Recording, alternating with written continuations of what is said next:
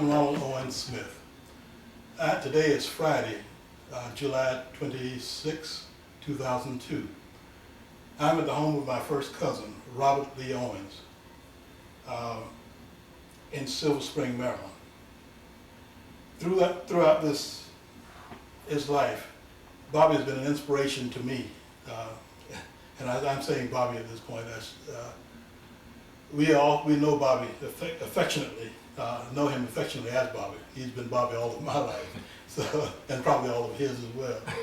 But he has been an inspiration to me, and I feel certain that he will be an inspiration to the family and to others who see this tape. I think it's important that we talk with him because he has quite a bit to share. This interview will take a form of, it'll be formal at some points, and other points it'll be conversational. So what I'd like to do at this point is ask Bobby some questions directly, and then from there we'll have him respond and take the conversation as he would like to take it.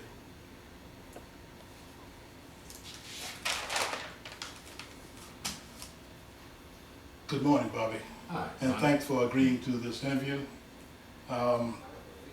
First of all, what is your current status? What are you doing at this point, your work status?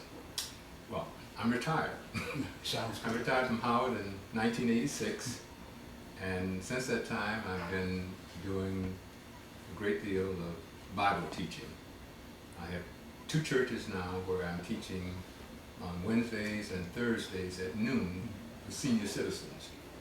And then I have a Sunday school class, which I'm teaching for 125 people on Sundays. So this has kept me busy since I retired from the position of academia. Mm-hmm. Okay, so you were at Howard until '86. Yes. And what did you, I guess, in terms of your experience at Howard and before that, what did you do before then? Let's see, I was at Howard, I came to Howard in 1971 as Dean of the College of Liberal Arts.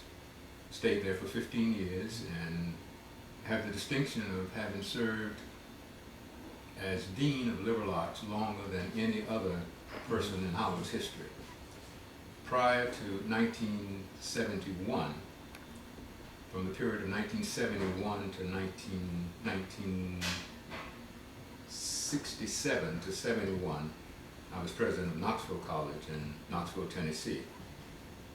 Prior to that, from 1953 through 1966, I was at Southern University in Baton Rouge, Louisiana. Mm-hmm.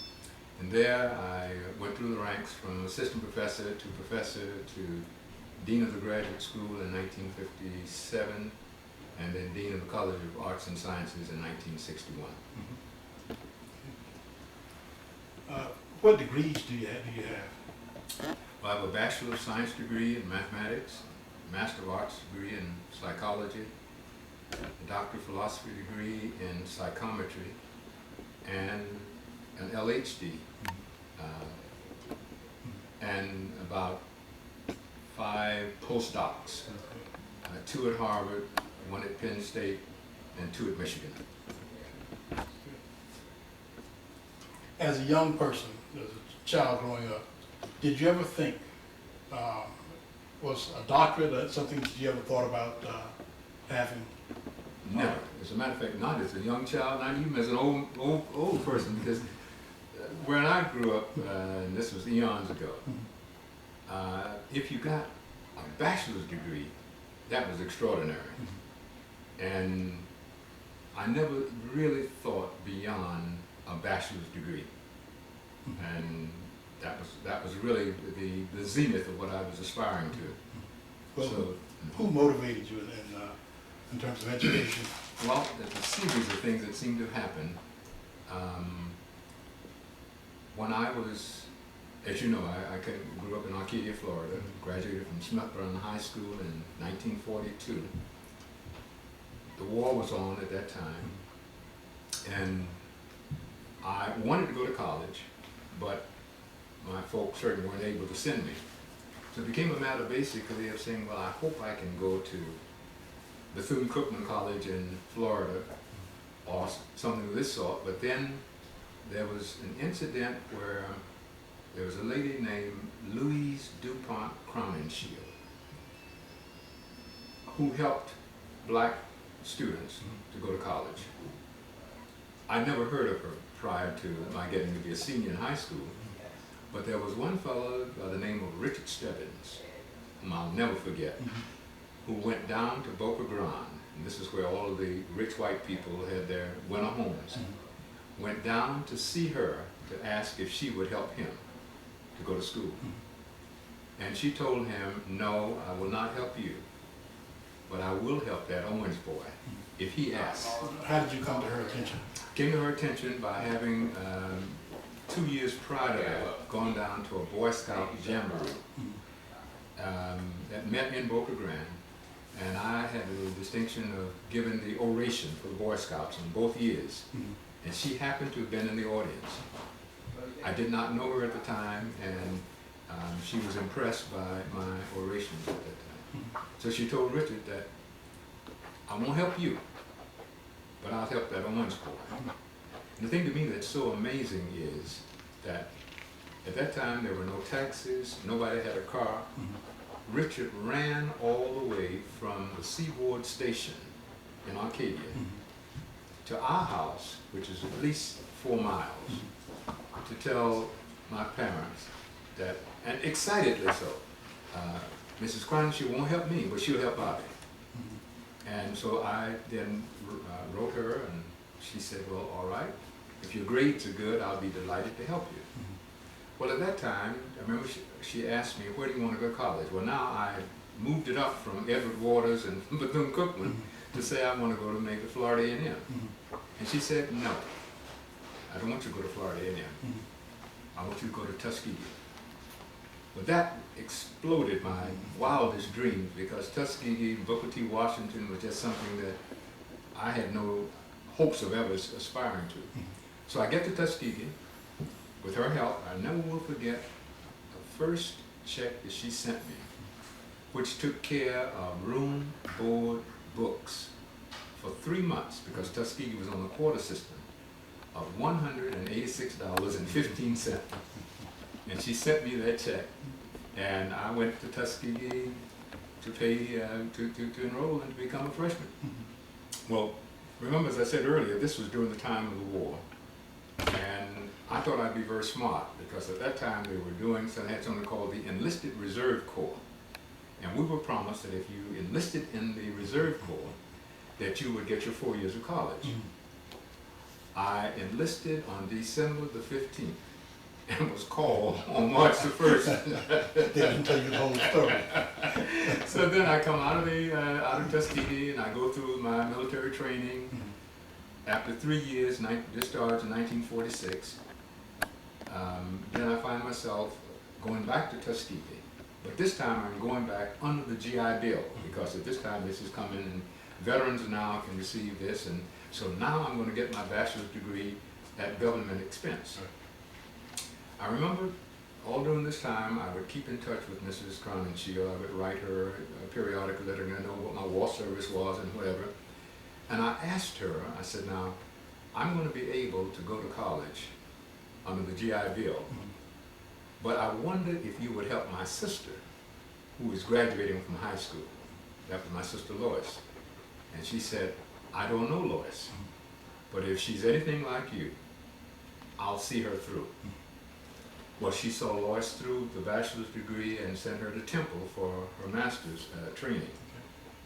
In the meantime, I graduated from Tuskegee, and while I'm there, and this is answering your prior question of did you ever think you would go any aspiration beyond the bachelor's degree, my answer was no. But I had a professor who was named Alonzo Davis in psychology. And he said to me, he said, Bob, you need to go to graduate school. And you ought to go to graduate school at the University of Iowa. Well, I had 9 months left on my GI Bill. So I said, well, I may as well, I don't have a job, and I talked with some people, and the principal told me from Birmingham, Alabama, Parker High School. He said, Bob, I'll tell you what, if you get a master's degree, you can come back to Birmingham, Alabama as my assistant principal. All you need is a master's degree and you got a job as assistant principal. And Ron, I gotta tell you, that's as much as I aspire to. I applied to Iowa. It's the only graduate school I've ever applied to. They accepted me forthwith, went to Iowa to get a master's degree. I need to tell you this, that when I got there, it was just amazing, the line that was there, long, and I knew who my major professor was going to be, but there must have been 20 people ahead of me in the line, and I'm the only black guy in the line.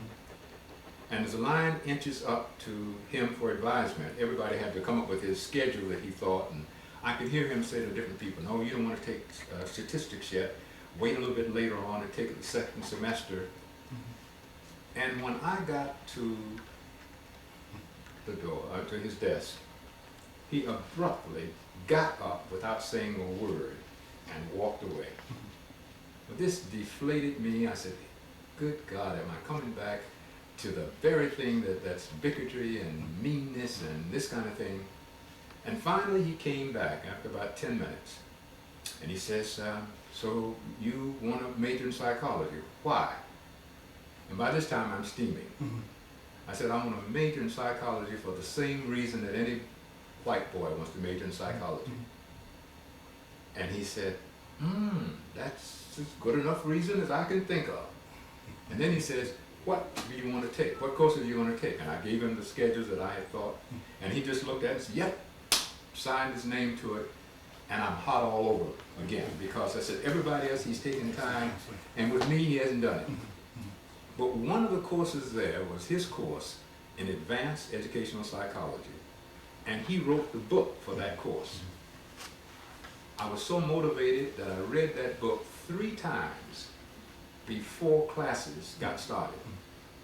And I never shall forget, on the 1st of October, we had our first examination. And on the 7th of October, he sent for me. Well, at this time, I decided to get an EDM because I don't want to write a thesis. I want to get out of there in 1 year as quickly as I possibly could. And so he said, Owens, you're writing a thesis. I told him, no, you got me wrong. I don't intend to write a thesis. I said, I intend just to take the extra courses. Right. He said, no, you are writing a thesis, and here is your topic on intelligence. Well, I wrote thesis, but unknown to me now. In April of that year, that I'm to get my master's, it's a 1 year calendar year thing, Mrs. Crowninshield, well, I'm asked to come into the dean's office. Well, now I'm really frightened. And he says, Owens, he looked at my record, said, you're doing pretty well here. And he says, you've got a benefactress who wants you to come down to Florida. And I have your plane ticket for you to go down and meet with her. Well, I go down to Boca Grande, meet Mrs. Crowninshield again, and she says, she always called me Robert. She says, Robert, I want you to get a doctorate. And this is the first time that I have ever thought, and I said, good Lord, that's 3 more years of study. And I said, I've got a job offered to me with my master's degree, and I need to get out and start to work. And so she said, I want you to get your doctorate. And so I said, well, all right. She said, I'll pay for it. Everything, your books, your tuition, and give you a subsidy, which is unheard of. So I go back to Iowa, get my work done. 3 years later, I get my degree.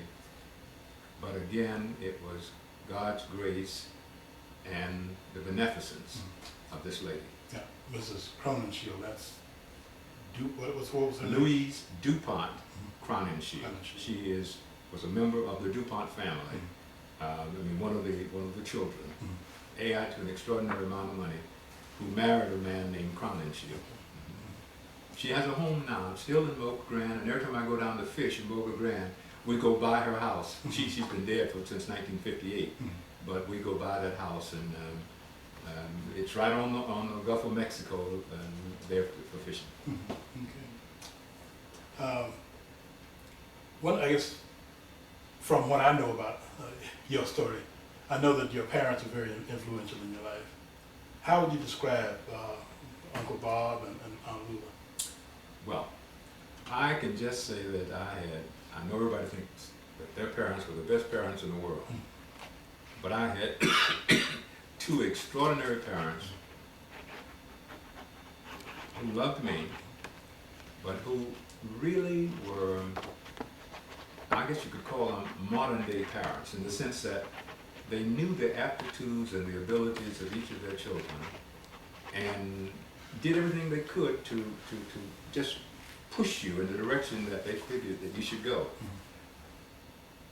I remembered so very well that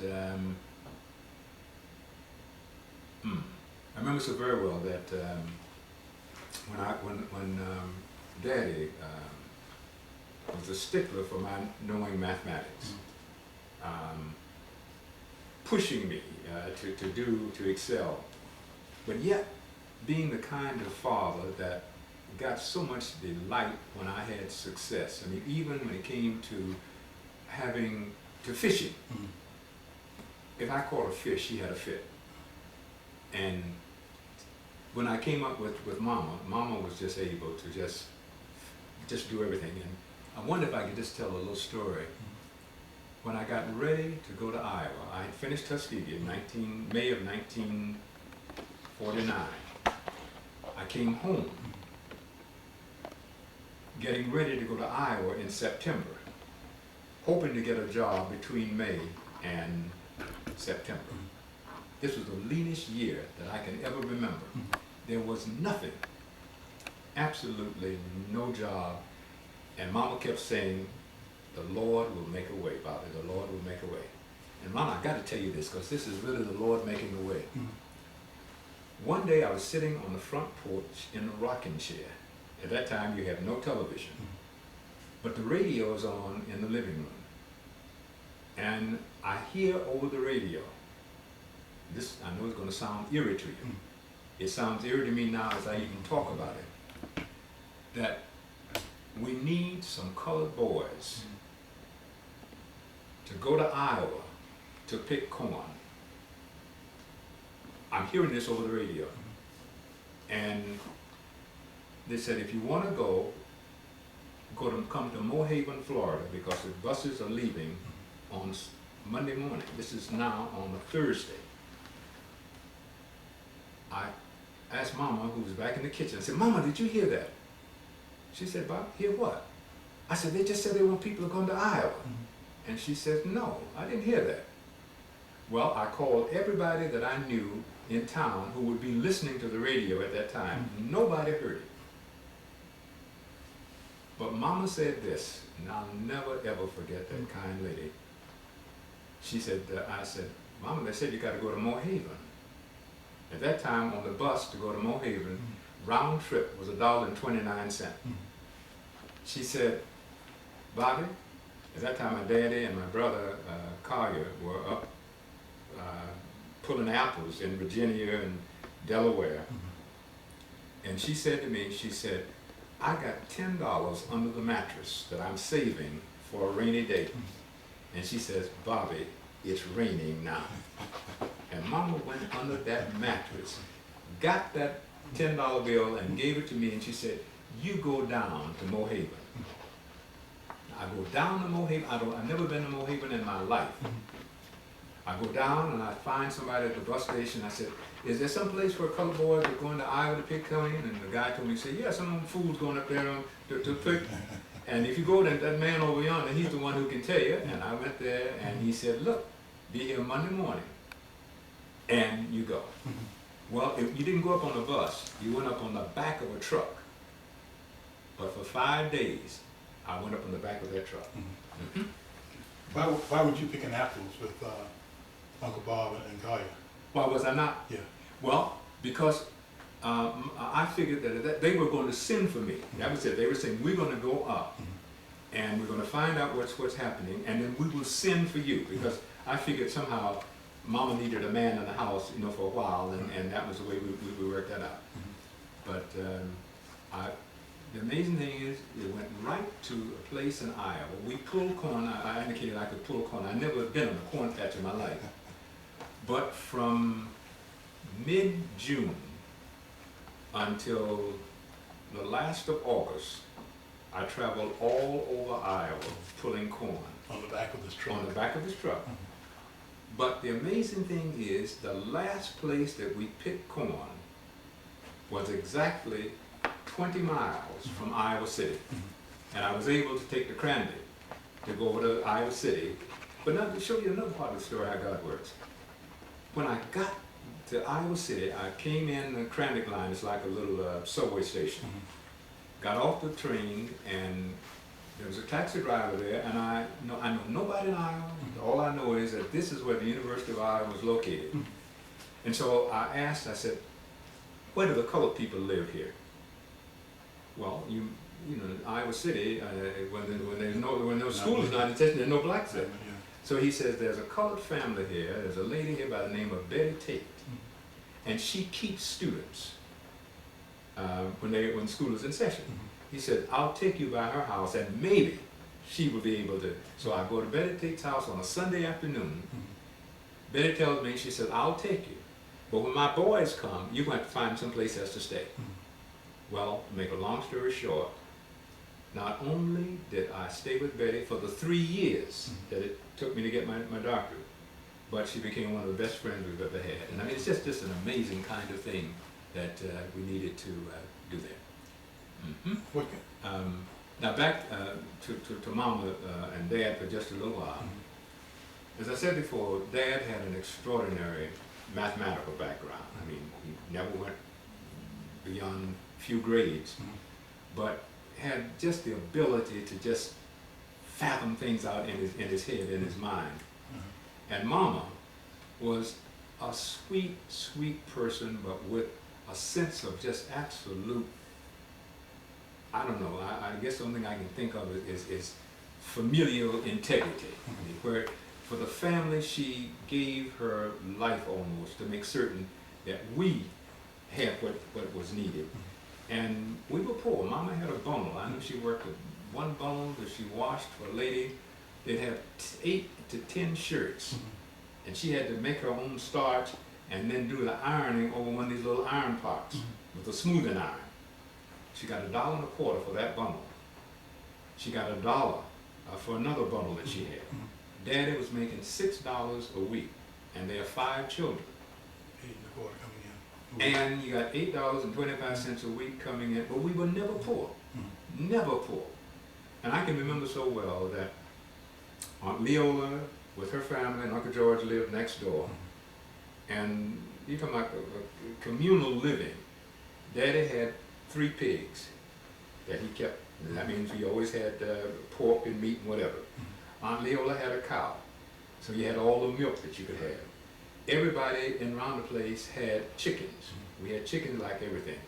In our backyard were 4 orange trees, 3 grapefruit trees, a tangerine tree, and a lemon tree.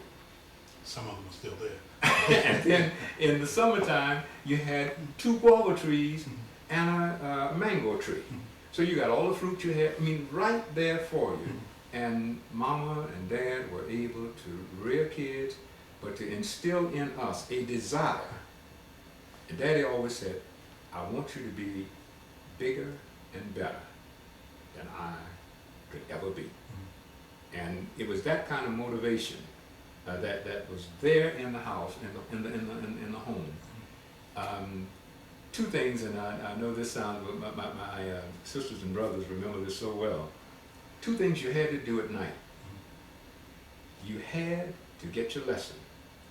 And even though Dad may not have been able to understand Latin and algebra, he would come by and say, let me see what you got. And he would check our lessons at night before we went to bed. And then the other thing, which was sort of funny, everybody had to wash your feet before you went to bed.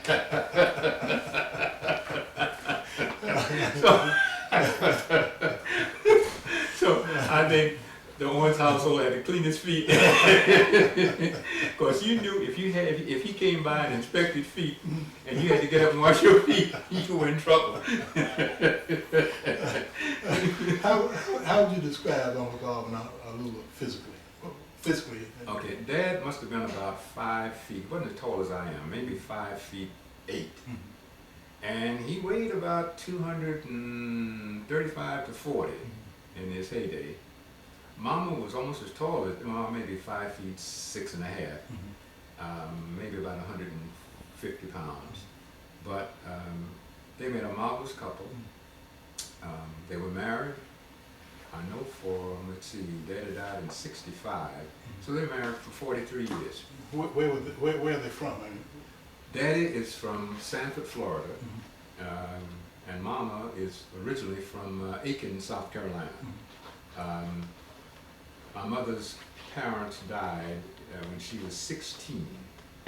She had a sister named Ida Staley who lived in Arcadia. And with Mama being the youngest of the children, she was brought to live with Aunt Ida at the age of 16. And then she started courting Daddy at 17, and they got married when she was 17 and a half. Okay. Okay, from Sanford to Arcadia. Well, let's see. Before from Sanford to Arcadia, Mom and Dad met at the Elizabeth Baptist Church. Dad, our grandfather, Robert Owens Sr., was a deacon and was superintendent of the Sunday school. Daddy was a member of the choir and a member of the Sunday school. And Aunt Ida belonged to the Elizabeth Baptist Church. So Mama obviously came to church with Aunt Ida. Okay. And the result was that I guess new girl in town. And they met and fell in love and got married. As a matter of fact, I understand that they were married one Sunday afternoon. They had a huge wedding for that time. And Mama had flower girls and all kinds. And as a matter of fact, when I go home now, there are 2 ladies who were flower girls in Mama's wedding. Now you were asking about Sanford? Yeah. How did the family move from Sanford to Arcadia? Okay. We lived in Sanford from maybe about 1928 until 1938. I remember those years. Daddy was sort of an itinerant person looking for work, and he found work first in Savannah, Georgia. And we were in Savannah, Georgia, and then we moved to to Sanford in 1929 and lived there until 1938. One of the reasons we moved back to Arcadia was because Papa died in 1938. And as you might remember, maybe you were too young to remember that, but Papa ran a wood yard. And so the business was still there, and the sisters asked Dad to come back and take over the wood yard, and that was the way we came back to Sanford, to Arcadia. But let me just say this, remind me, when you say something, you asked me a while ago tell you a little bit about my dad. Again, I never will forget this. I was 5 years old, and we were living in Savannah, Georgia. Mama would send me to the store to get stuff. There's a neighborhood store down at the end of the block. I would go down to that store, and there was a little boy about my age who lived the house before the store. And I remember that house had steps, and he would sit on the steps, and every day